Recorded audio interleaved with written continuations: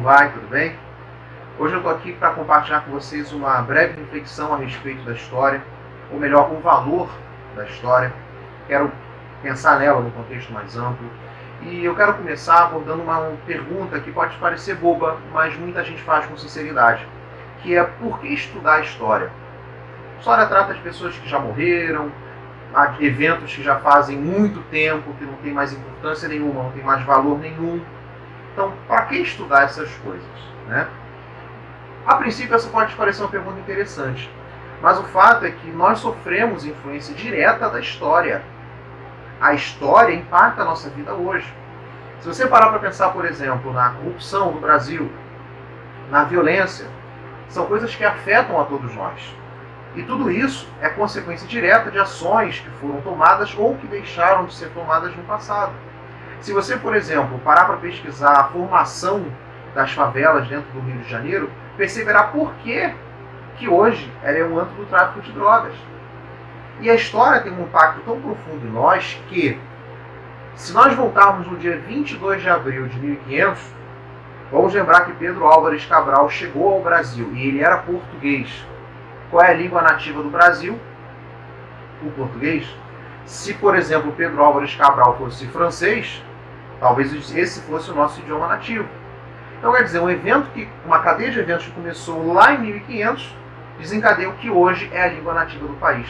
Então, até eventos muito antigos, remotos, eu poderia dizer, exercem influência sobre nós hoje. Isso se a gente não for falar da Grécia, de Roma, da Roma Antiga, que, né, até hoje tem os seus efeitos dentro da cultura e do pensamento modernos.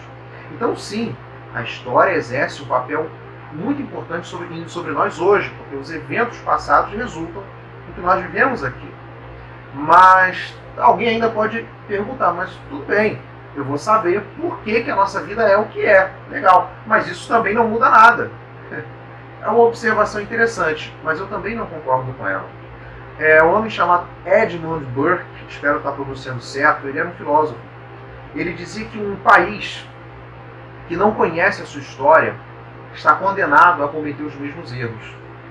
Isso quer dizer mais ou menos o seguinte: que quando você não aprende o que aconteceu no passado, você não sabe sobre a história, você vai repetir os mesmos erros, né? E quando você olha para o passado, você consegue analisar o que foi feito de certo, o que foi feito de errado, e pegar como isso uma inspiração para a sua própria vida.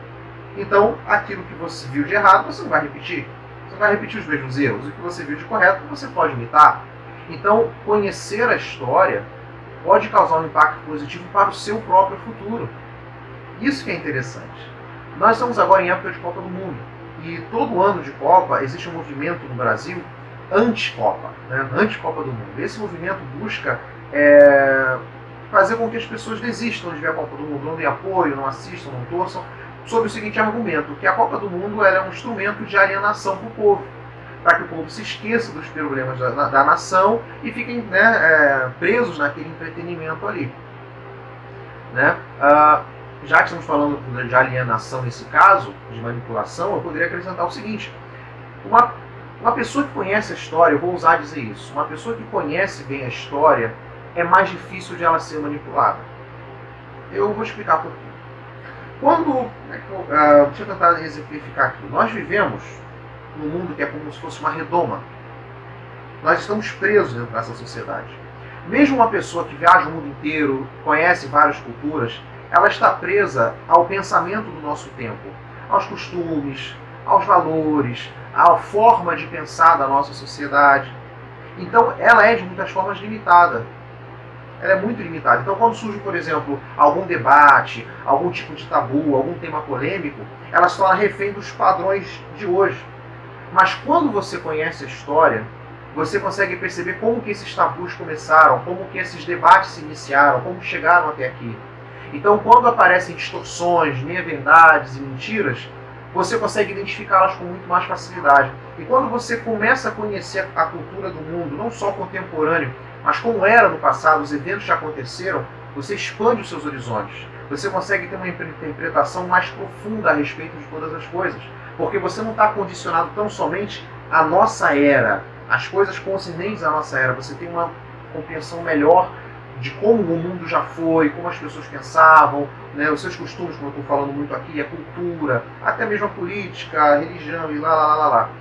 Em síntese, quando você tem conhecimento mais profundo da história, você consegue evitar esse tipo de alienação, porque você se torna um pensador mais profundo, você reflete com mais profundidade, tanto porque você conhece o processo das coisas, como começou e como vem se desenrolando um determinado tema, e por você ter uma mente mais ampla, que vai além do contemporâneo, você consegue compreender melhor como é o andar do mundo em suas várias gerações. Eu espero que tenha sido claro na minha explicação.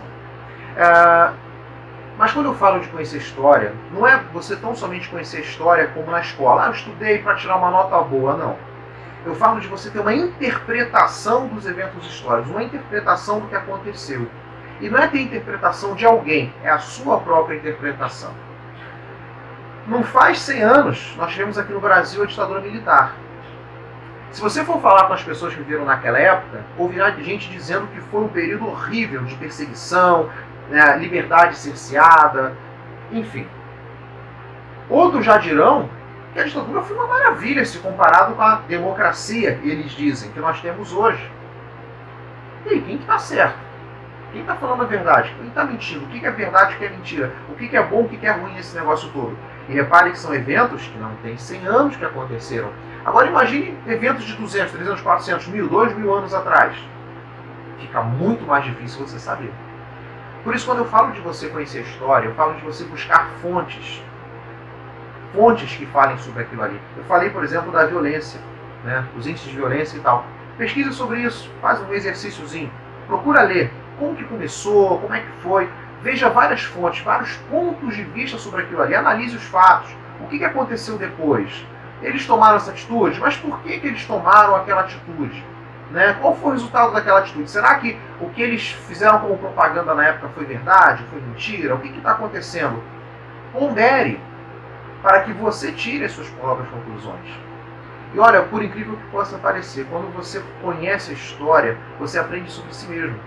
E até por isso que eu resolvi fazer esse vídeo hoje, porque aprendendo um pouco sobre história, estudando um pouco de história, eu aprendi coisas a meu respeito. Incrível, né? Eu não vou entrar em detalhes disso porque não convém expor minha vida aqui. Mas eu aprendi coisas sobre mim, sobre a minha personalidade, o meu caráter, olhando um pouco para a história. E isso é incrível. Por isso eu digo a você, conhecer a história é de um valor extremo. Não só para você saber como as coisas começaram, mas para você ter uma ideia de como você vai dar continuidade a tudo isso. Pode ter começado tudo ruim, mas como você pode fazer para melhorar, tanto para você quanto o ser humano, quanto para a sociedade, né? Essa é uma coisa muito importante. E eu te incentivo muito, muitíssimo, a conhecer a história do seu país, do mundo que você habita, porque à medida que você for conhecendo a história, você vai descobrir verdades que existem desde antes da fundação do mundo. Espero que esse vídeo tenha te ajudado e que Deus te abençoe.